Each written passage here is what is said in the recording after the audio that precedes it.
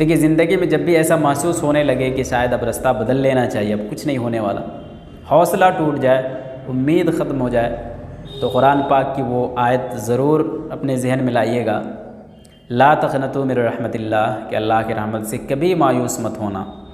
Line शकरतुम लाज़ीदन्नकुम, तुम जितना ज़्यादा शुक्र अदा करोगे मैं तुम्हें उतना ही ज़्यादा दूंगा।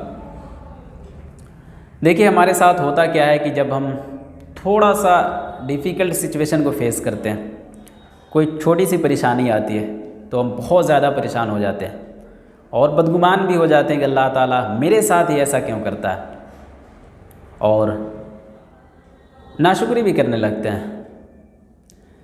लेकिन जब भी ऐसा सिचुएशन बने, दिल में ऐसा लगने लगे कि अल्लाह मेरे साथ ऐसा करता है, मेरे साथ नाइंसाफ़ी होता है, वो हमसे अच्छा है, हम उससे बुरा है, तो सादी शिराज़ी का वो क़िस्सा ज़रूर याद कीजिएगा कि सादी शिराज़ी एक बार कहीं जा रहे थे, उनके पाँव में जूती नहीं थी, आसमान की तरफ देखते हैं और कहते हैं कि अल्लाह देख, मैं तेरा बंदा हूँ, पाँव में जूती भी नहीं है।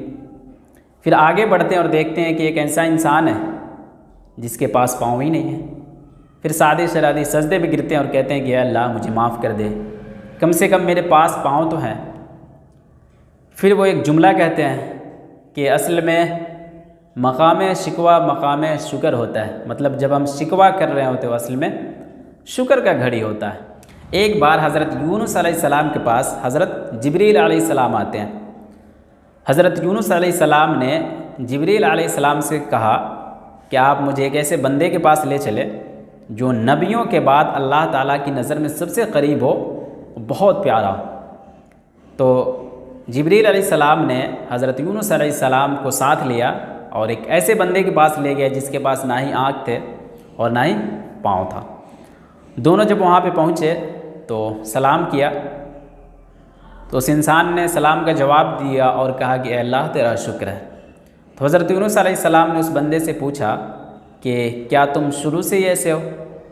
तो वो बंदा कहा नहीं, जब तक मेरा रब ने चाहा कि मुझे इस दुनिया को देखना चाहिए, मुझे आँख दी, फिर मेरा रब ने चाहा कि इस दुनिया को अब इसे नहीं देखना चाहिए तो मेरी आँखें ले ली। जब तक मेरा रब चाहा कि मुझे इस पाँव से इस ज़मीन पे चलना चाहिए, मेरा रब मुझे पाँव दिया था, और जब मेरा रब चाहा कि अब इसे इस पाँव से इस ज़मीन पे नहीं चलना चाहिए, मेरा पाँव ले लिया। तो देखिए वो इंसान किस हाल में है और कितना पुरसुकून है, कितना यकीन है उसको अपने रब पे कि मेरा रब जो करता है वो सही करता है, मेरे बेहतरी के लिए करता है। आपने शायद हज़रत मूसा अलैहिस्सलाम का भी वो क़िस्सा सुना होगा कि एक बार हज़रत मूसा अलैहिस्सलाम कोही तूर पे अल्लाह ताला से हम कलाम होने जाते हैं। रास्ते में एक ऐसा इंसान मिलता है जो बहुत मालदार होता है, बहुत दौलत होती है, बहुत रिस्क होता है उसके पास। वो इंसान जब हज़रत मूसा अलैहिस्सलाम को देखता है तो कहता है कि ए मूसा, आप तो कलीमुल्लाह है, अल्लाह ताला से बात करते हैं, तो जब भी आप अल्लाह ताला के पास जाएं तो मेरा एक पैगाम कह दीजिएगा कि अल्लाह ताला मुझे अब रिस्क देना कम कर दे। मेरे पास इतना ज़्यादा दौलत है, इतना ज़्यादा रिस्क हो गया है कि मैं अब नहीं संभाल पाता इन रिस्कों को, इन दौलतों को। फिर हज़रत मूसा अलैहिस्सलाम आगे बढ़ते हैं तो एक रास्ते में बहुत गरीब इंसान, बहुत मुफलिस इंसान मिलता है जिसके पास पहनने के लिए कपड़ा भी नहीं होता, वो अपने जिस्म को रेत से छुपाए होता है। तो वो भी कहने लगता है कि आप तो हज़रत मूसा हैं, आप तो कलीमुल्लाह, अल्लाह ताला से बात करते हैं, तो जब भी अल्लाह ताला के पास जाएं मेरा पैगाम कह दीजिएगा कि मुझे कम से कम उतना रिस्क दे दे कि मैं अपने तन को ढांप सकूं। हज़रत मूसा अलैहिस्सलाम अल्लाह ताला के पास जाते हैं तो अल्लाह कहता है कि तुम वापस जाओ और उस मुफलिस इंसान से कह दो कि मेरा शुक्र अदा करे, और उस मालदार इंसान से कह दो कि मेरा शुक्र अदा करना कम कर दे। तो हज़रत मूसा अलैहिस्सलाम उस मुफलिस इंसान के पास जाते हैं और कहते हैं कि तुम खुदा का शुक्र अदा करना शुरू करो, अल्लाह तुम्हें रिस्क देगा। वो कहने लगता है मैं किस चीज़ का शुक्र अदा करूँ, अल्लाह ताला ने मुझे क्या दिया है। इतना कहना होता है कि एक तेज़ हवा चलती है और उसका रेत, जिस रेत से वो अपने बदन को छुपाए होता है, वो भी चला जाता है, उड़ जाता है। फिर वो मालदार इंसान के पास जाते हैं और कहते हैं कि तुम अल्लाह ताला का शुक्र अदा करना कम कर दो।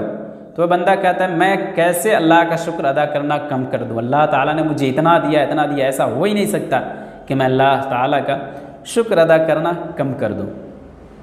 तो देखिए कभी भी अल्लाह ताला से बदगुमान नहीं होना चाहिए और नाशुक्री तो करना ही नहीं चाहिए। लइन शकरतुम लाज़ीदन्नकुम, आप इस बात पे ईमान रखते हैं कि अल्लाह ताला का जो कुरान है वो 100% सच है, ट्रू है, उसमें एक एक लफ्ज़ एक एक आयत सब सच्चा है, तो फिर इस बात पे यकीन क्यों नहीं करते कि आप जिस हाल में भी हैं वही हाल अल्लाह ताला आपके लिए बेहतर समझता है।